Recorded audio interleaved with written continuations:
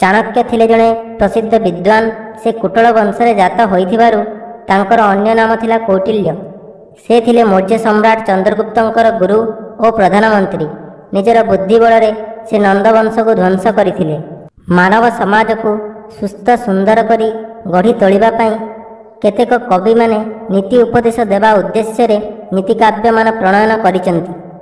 ଏ ଦିଗରେ ଚାଣକ୍ୟଙ୍କ ସ୍ଥାନ ସ୍ୱତନ୍ତ୍ର। ସେ ସମାଜନୀତି, ରାଜନୀତି, ଧର୍ମନୀତି ଓ ଅର୍ଥନୀତି ପ୍ରଭୃତି କ୍ଷେତ୍ରରେ ଥିଲେ ଜଣେ ଧୁରିଣା ପଣ୍ଡିତ। ତାଙ୍କର ନୀତିକୁ ଅଧ୍ୟୟନ ଓ ଅନୁସରଣ କଲେ ମୂର୍ଖ ମଧ୍ୟ ପଣ୍ଡିତ ହୋଇଥାଏ ବୋଲି କୁହାଯାଇଛି। ଯଥା ଚାଣକ୍ୟ ନୀତିକୁ ଅଧ୍ୟୟନ ଓ ଅନୁସରଣ କରିବା ଦ୍ୱାରା ମୂର୍ଖ ବ୍ୟକ୍ତିଟିଏ ମଧ୍ୟ ପଣ୍ଡିତ ପରିଣତ ହୋଇଥାଏ। ତେବେ ଚାଲନ୍ତୁ ଜାଣିବା ଚାଣକ୍ୟଙ୍କ ଦ୍ୱାରା ରଚିତ କିଛି ମହତ୍ତ୍ୱପୂର୍ଣ୍ଣ ଶ୍ଲୋକ ବିଷୟରେ। ଚାଣକ୍ୟଙ୍କ ଦ୍ୱାରା ରଚିତ ଏହି ଶ୍ଲୋକଟି ହେଉଛି ଅମ୍ଭାସି ଜଳ ଜନ୍ତୁନାଂ ଦୁର୍ଗୋ ଦୁର୍ଗ ନିବାସୀନାଂ ସ୍ୱଭୂମି ସ୍ୱାପଦା ଦିନାଂ ରାଜ୍ఞୋ ମନ୍ତ୍ରୀ ପଗମ୍ବଳମ୍। ଏହି ଶ୍ଲୋକରେ ଚାଣକ୍ୟ ବାସଭୂମିର ମହତ୍ତ୍ୱ ଦର୍ଶାଇଛନ୍ତି। ସେ କହୁଛନ୍ତି ଜଳଚର ଜୀବମାନଙ୍କ ପାଇଁ ଜଳ ହେଉଛି ଦୁର୍ଗତୁଲ୍ୟ। ଦୁର୍ଗରେ ବାସ କରୁଥିବା ଲୋକେ ଦୁର୍ଗକୁ ଆତ୍ମରକ୍ଷାର ସ୍ଥଳ ରୂପେ ଗ୍ରହଣ କରିଥାନ୍ତି।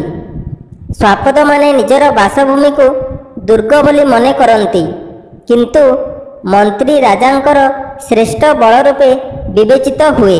ଚାଣକ୍ୟଙ୍କ ଦ୍ୱାରା ରଚିତ ଆଉ ଏକ ଶ୍ଲୋକ ହେଉଛି ଅବିଦ୍ୟଃ ପୁରୁଷଃ ସ୍ୱଚ୍ଛଃ ସ୍ୱଚ୍ଛଂ ମୈଥୁନ ପ୍ରଜଂ ନିରାହାରାଃ ପ୍ରଜାଃ ସ୍ୱଚ୍ଛାଃ ସ୍ୱଚ୍ଛଂ ରାଜ୍ୟମଣାୟକମ୍। ଏହାର ଅର୍ଥ ହେଉଛି ପୁରୁଷ ବିଦ୍ୟା ଅର୍ଜନ ନ କଲେ, ମୈଥୁନ ନିଷ୍ଫଳ ହେଲେ ଅର୍ଥାତ୍ ସନ୍ତାନ ଜାତ ନ ହେଲେ, ରାଜା ଥିବା ଦେଶରେ ପ୍ରଜା ମୃତ୍ୟୁବରଣ କଲେ ଓ ରାଜ୍ୟରେ ଅରାଜକତା ଦେଖାଦେଲେ ଚିନ୍ତାର କାରଣ ହୋଇଉଠେ।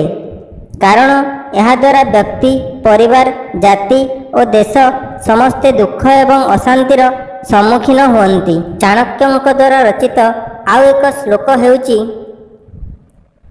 ଅନୃତଂ ସାହସଂ ମାୟା ମୂର୍ଖତ୍ୱଂ ଅତିଲୋଭତା ଅଶୌଚତ୍ୱଂ ନିର୍ଦ୍ଦୟତ୍ୱଂ ସ୍ତ୍ରୀଣାଂ ଦୋଷାଃ ସ୍ୱଭାବତଃ। ଏହି ଶ୍ଲୋକରେ ଚାଣକ୍ୟ ସ୍ତ୍ରୀଲୋକଙ୍କର କିଛି ସ୍ୱଭାବଜାତ ଦୋଷ ବିଷୟରେ ବର୍ଣ୍ଣନା କରିଛନ୍ତି। ସାଧାରଣତଃ ମିଛ କହିବା, ଦୁଃସାହସ କରିବା, ଛଳନା, ମୂର୍ଖତା, ଅତିଲୋଭ, ଅଶୌଚ ଆଚରଣ, ନିର୍ଦ୍ଦୟତା ଆଦି ସ୍ତ୍ରୀଲୋକମାନଙ୍କର ସ୍ୱଭାବଜାତ ଦୋଷ ବୋଲି କୁହାଯାଇଛି।